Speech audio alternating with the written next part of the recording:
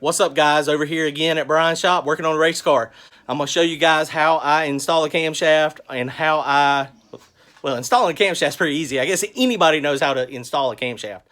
I'm going to also show y'all my belt drive and how I install it on the engine and get it all set up, ready to go. Never done it, just follow along. I'll show you how it goes. Part number one of this is my belt drive setup. I got lucky and bought this thing used. He was changing and upgrading to something. This is a CV Products Elite. This thing is just pretty cool. It's pretty neat. It's got the seal integrated into the back. I still put a little bit of silicone on it just because there's a couple spots the gasket's been torn.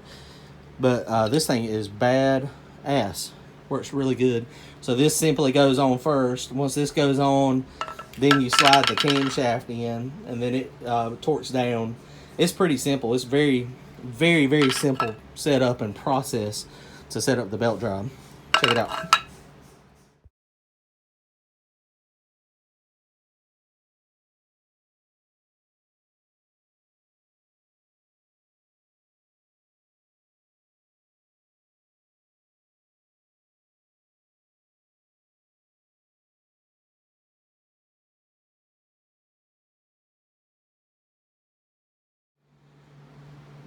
So if you've never seen a belt drive, this is pretty simple. I was showing you the cover a minute ago, and you see this is a nice billet cover. It has a seal that seals on the front of the crankshaft here. So it goes on. So this is my front main seal here, and then it just bolts on like normal. This will be where my timing pointer goes. Either this one or this one. I can't remember. We'll see in a minute when I tried to put the harmonic balancer on it. But so essentially from here, my camshaft will bolt on. And the camshaft is just got these 6 bolts, and the piece is bolted for the 3 bolts through the camshaft. Now this is a small block Chevrolet, so you know Fords are a little bit different, and every belt drive is just a little bit different the way they do these. So this one's pretty simple. This is a raised cam block. It's raised 391 thousandths. So this was a special one. I couldn't find a used one. It took me a long time, and I finally found one. So, you know, that was just sheer luck. Somebody was, you know, changing combinations, like I was saying, I think he went to a gear drive, he was saying. But it's a blower car, so, you know, that's one of those things. He wanted a little more stability. So now all I'm going to do, I've got my keyways down here. So this is the crank drive. So this will just smack on. So I'm going to go get me a socket that fits in here. And basically it'll just slide on next. So this will slide on next, then I'll slide the camshaft in it, and then I'll start putting the belt drive on itself.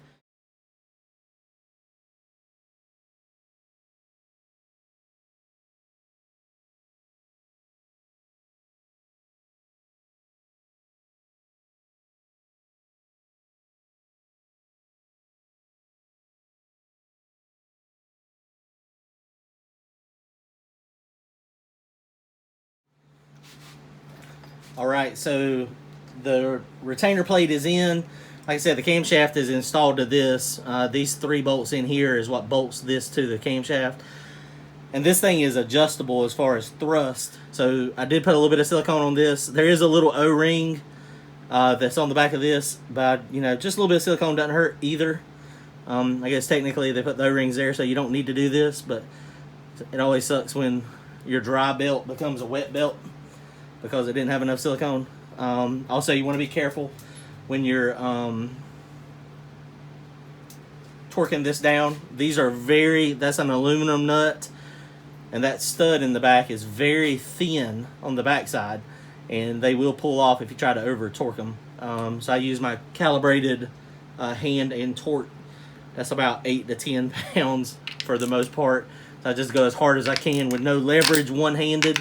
You know, sometimes I'll get me some just to hold this on there, and you know that just comes with feel.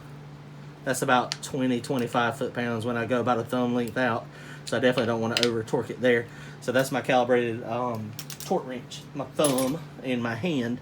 So this thing will just spin now. It's a little hard to get it to. I don't have a way to really get grip on it. By the way, this is the timing belt part, the upper part.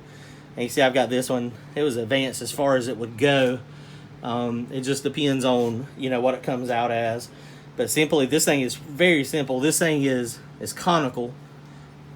So the part that's on the camshaft, and it has this little teeny a half moon Woodruff key, and it just goes in there. And I guess it amazes me that that's able to hold the tension of the springs, but it is. And so then it just spins and goes to town. And now we know it spins nice and easy, so nothing is bound up. So that's a good thing. So we're ready to go. So I'm gonna show you how to do this. And so I know you like to go dot to dot, and you can see these on the bottom here, it's got 2 dots, and on the crankshaft it's got 1 line and 1 dot. So you line those up in between each other, and then advancing and retarding the camshaft, you loosen these 4 bolts or these 4 nuts and simply turn it, and then you can count it. And this is in 2-degree increments. So theoretically, this line on the gear, on the sprocket, when it lines up in the middle down here, then that would be intake center line of what the camshaft is ground in.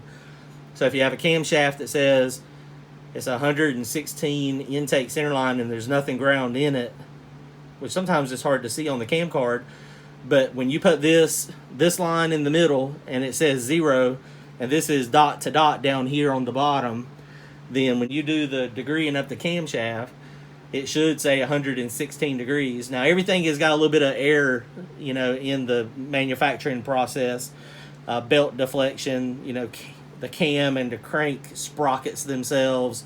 So there's a lot of variance. So that's why you always want to degree the camshaft. And then once you degree it the first time, when it's in here, then I know when I'm at the track, I can easily make a change based on what the car is doing. But it's very important when you first install the camshaft. And I'm going to put the degree wheel on it, all the dial indicators. We're going to degree it in. It should be on 110 degrees intake center line. And if it's not on 110, we're going to move it. We'll make the changes we need to do, because that's what the cam card, that's what my cam manufacturer recommended. John Bewley at Little John Motorsport Solutions.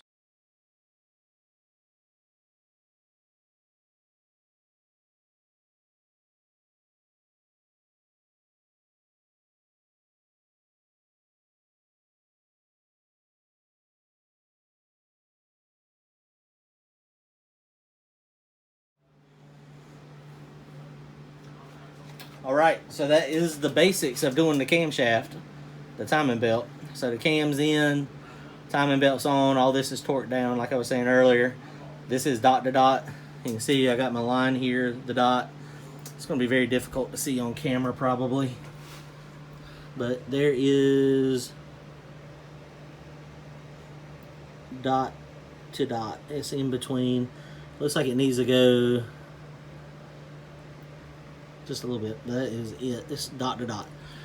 So it's really hard to see that on the camera, but it is. It depends on the angle. It's hard to get it perfect. I think that's it. Dot to dot. So that is on and spectacular. So the good thing about this thing is, it's got good tension. This timing belt is fairly new. So we're going to degree the camshaft now. And that actually should be top dead center. So I'm going to go ahead and install the harmonic balancer now. Get it on. And then I'll set all the degree wheel stuff up, and I'll show you how to do that. Now, one thing to be especially careful on when torquing this nut or putting it on, this is a left-hand thread. So that means it's not lefty-loosey and righty-tighty. It's the complete opposite. So in order to tighten it, you turn it to the left. And the reason they do that, of course, is because this is rotating clockwise. And so if this bolt was to go normal thread, as this is rotating, if the cam on the valve springs, if you have really aggressive springs, it could potentially loosen this up. But with it being a reverse thread, what happens as this spins this way, it actually tightens that and keeps it tight. It doesn't tighten it, but it keeps it tight. So we're going to torque this down to 70 foot-pounds.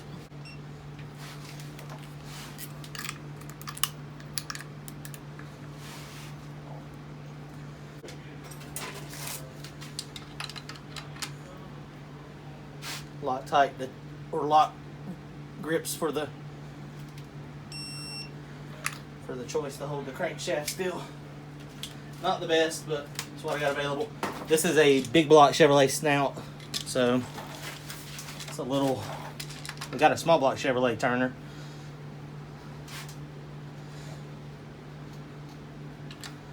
So I'm gonna put the harmonic balancer on it now real fast, and once we get that on, then we'll degree the camshaft real fast.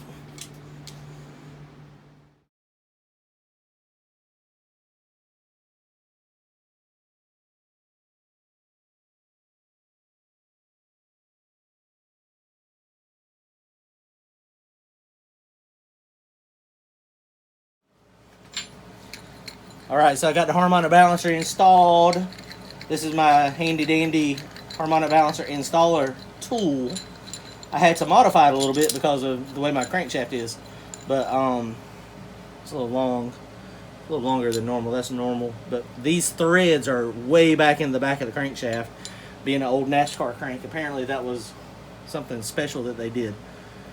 But if you will notice, even my redneck self, I did not beat it on with a hammer. Get yourself an installer tool. They're very cheap, and it makes it very easy to go on, and you don't kill the front of your harmonic balancer and mess the thrust bearing up. Something else I did, I don't know if it's kind of hard to see. You see these lines here? This has got elastomer in it, so you need to mark the inner shell from the outer shell, and that way you can tell if this thing starts spinning. Hopefully it doesn't spin, but they have been known to. All harmonic balancers are subject to it, so just make sure you monitor that. Alright, that wraps it up. If y'all will comment, like, and subscribe, I will see y'all next time. Go fast and get you some wind lights.